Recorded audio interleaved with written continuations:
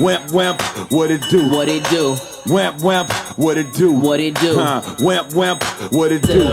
Man, I no hot tub, flow dropper, since popper. You penny any nigga, see I know copper. Left the game on a high note, flow opera. Pusha still got them keys, I can unlock ya. See that watch on the sleeve, call it showstopper. Nigga ball around the world, call me globetrotter. Trick dollar, ask what I feel, nada. Top shotter, me hesitate, none pop ya. Eggshell on the scale for my snow coppers.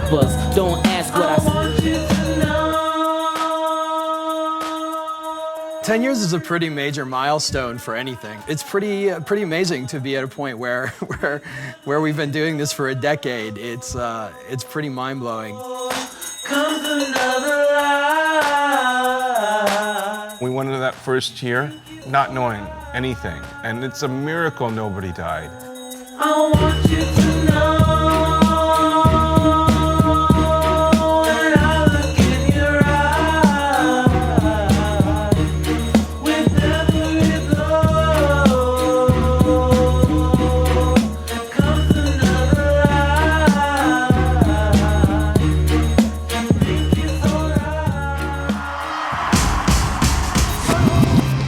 I'm Andrew Bird. I'm Robert Lowe. My name's Carl Newman. Karen Hepton from Fortet. We are the Wrens. And this is Intonation.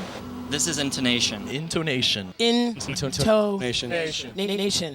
Intonation Festival was the first incarnation of Pitchfork Festival, and some guys came to us in Chicago, and they wanted to start a music festival, and they asked us to curate it. They thought if we chose the artists and they did production, like it would be a really good partnership. I was like to Ryan, I remember having the conversation, like maybe this is a way in which we can create an environment where we're celebrating music and we can curate a lineup that reflects what Pitchfork does. A lot of music festivals, particularly in their first year, it's kind of a risk, right? You don't know what somebody's experience with production is. And this was, in fact, their very first music festival on this scale. Sort of behind the scenes of the festival is that this is all a group of friends that have been learning over the last 10 years, which is a really amazing thing. You know, we're not calling in these production companies that do festivals all over the place and kind of have their thing down. It's been a group of people that have kind of made it happen on their own terms and in a way that they love doing it every year, and I think you can attribute that to Reed's leadership. Chicago in the early 2000s, the common thing would be to have like street festivals, and these were more like beer bashes.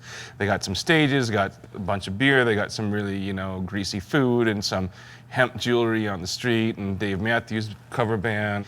And yeah, you pay your little $5 donation and you drink your face off. I had this thought, I was like, well, if these idiots can do this shit, I could probably do this. And then right at that time, all of these articles started to come out about how influential the site was. And so that kind of came right in hand with them being interested in wanting to do a live event. It was a big year in terms of growth for the site, and I remember everybody being really excited about the idea of doing a festival in Chicago. And then Pitchfork did a story on it, we're gonna do this festival, and it was really kind of bonkers. And we realized that we needed a much bigger footprint. And the Park District, luckily, the person said, I know what you guys are trying to do. Have you looked at these other parks? And she steered us at Union Park, which is still where we're at. The whole thing just sold out, essentially, based on like our website delivering information on tickets. We didn't do any marketing, really. It all was right there saying, okay, this is something that people came to because it achieved the goal of recreating Pitchfork in a world that wasn't just on the internet.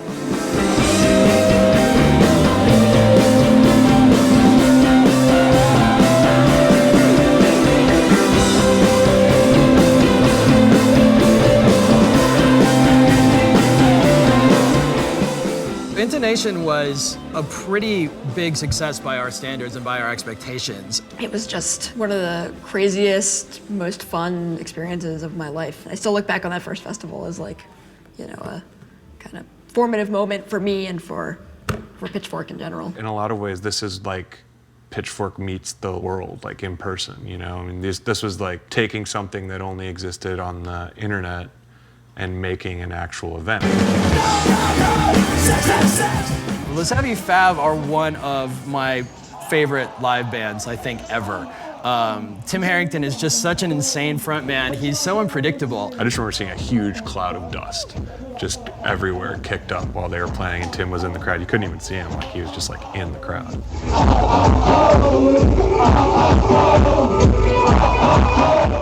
The set that probably sticks out to me the most is the Go team played that year.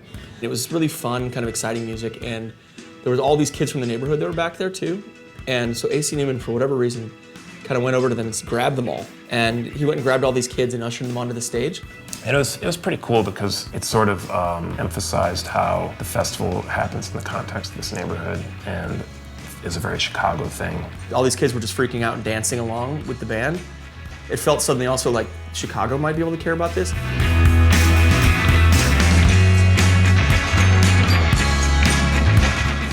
Go Team, the most life-affirming show I've ever seen in my life. No one can touch that.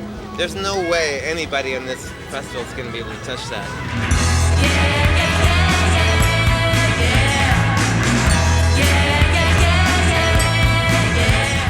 This is Intonation. Okay, this is Intonation. Thank you very much. Thank you very much. Love you people.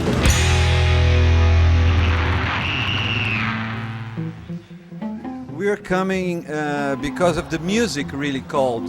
There's no record company involved, there's no radio stations, there's no television, nothing. It's just the kids that want to listen to the music. Mike came to us and asked if we wanted to do a second festival, essentially taking place in the same park, and to do it under the name Pitchfork. It's beautiful to see these people, you know, the energy, the vibes, you know, it's hard to believe that we're in 2006. Os Mutantes was really a pretty exciting get for us. Like, we had all been huge fans of Os Mutantes for years, and the fact that they were available for the festival was something a little bit different. They weren't doing, to my knowledge, a lot of music festivals at that point. And they ended up headlining that year, and I remember Devendra Banhart was also playing that year. It's really a pleasure to have us with us, Devendra. Lovely. Really love you guys. Let's go. They kind of hit a groove, and we're just running with it.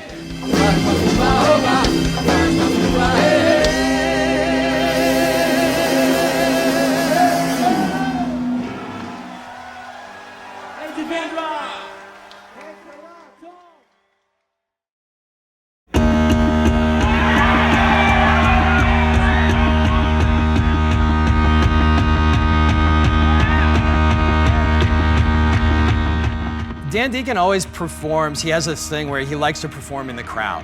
And I was like, that seems okay. Let's give it a shot. Let's see what happens. We booked the back-to-back sets, Dan Deacon and Girl Talk, and it's a zoo.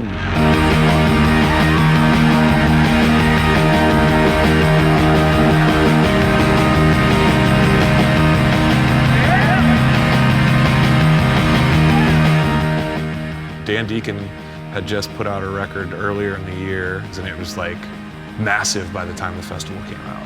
Our booking starts to get really strange, where we're starting to book artists that get so big really fast.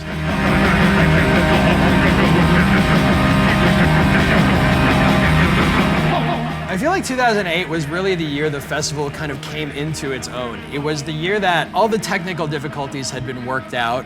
We knew what we wanted. We also kind of had it down to a little bit of a science by then. We had built something that worked really well. We knew it was like a pair of shoes. You knew how they fit, you knew where they were weak and where your ankle would roll. And it's like that comfort was worth as much as more tickets in a different park would be. By that point, we had started Pitchfork TV, and probably like the best person you could possibly have do this, Bradford Cox, interviewing bands backstage, just kind of like effortlessly wandering up to people and just talking to them. All right, I'm standing here with Bon Iver. This is my lover, Jerry Atard. What's up, baby? Hey, man, how you doing? How you doing, Dean? Good, how you doing? Pretty good.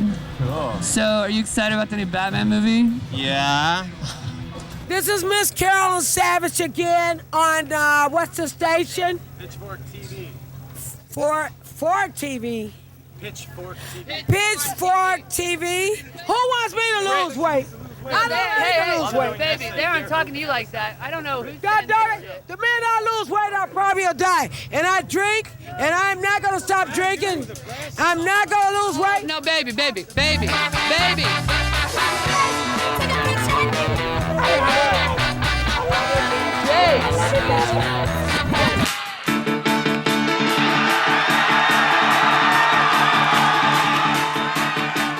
LCD Soundsystem is probably my best memory of any festival we've ever had.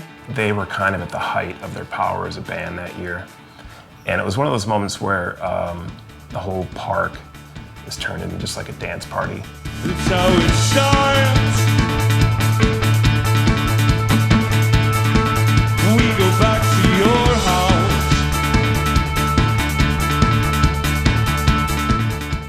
I was watching James Murphy do his job, and then I looked out and like there wasn't anyone that in the park that had bought a ticket that wasn't watching that show. It's crowded all the better, because you know we're gonna be a play. People were just throwing down, and they were just like absolutely fantastic.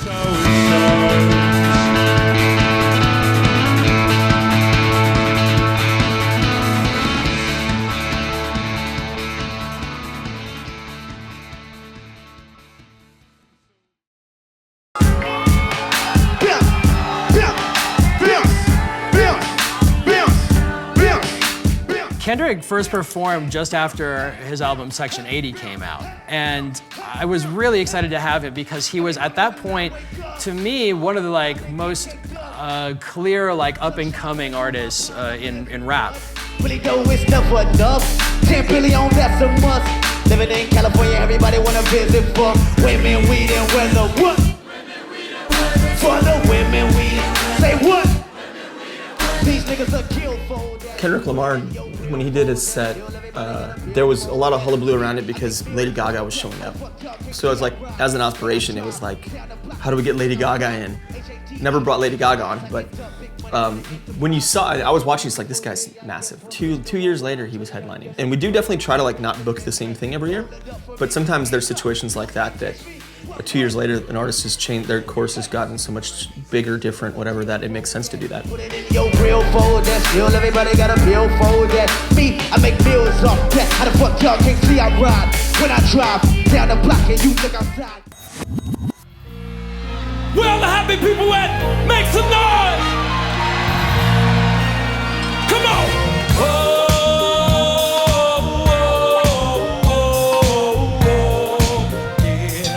The year that we were able to book R. Kelly, that was a huge thing. In moving up to that level of artists.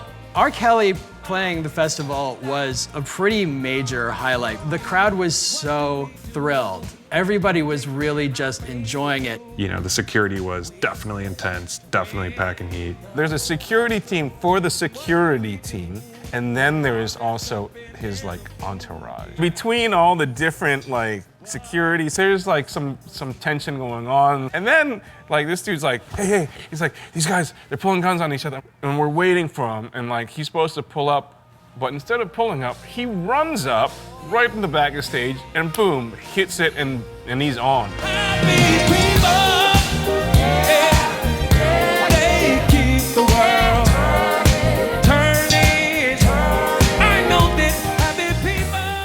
He released all these balloons that were shaped like doves, and it was like just it was like good showmanship. It was a great performance. And here are these guys who are having a beef. They're just like, oh man, I'm sorry. You know I just get worked up sometimes, and they're just like hugging it out like backstage. And I'm like, oh, this is so crazy. Well, they're partying all night, and everybody's having a good time. Festivals are so ubiquitous these days, and there are so many, and they feel so commodified that I think it's important for us, and it's always been this way since the very beginning, for it to feel like a really comfortable place, a place that's not just about music, but that's about community. While the festival has grown, it still feels like a Pitchfork family reunion in a lot of ways. It's kind of taken on this air of not just about the music, but also a chance for everyone associated with Pitchfork to connect. The fact that we've been able to make it by on this same team without really changing any of the infrastructure, changing the festival in a major way, it's really satisfying that you can stay true to your vision of what an ideal music festival is. 1, 2, 3.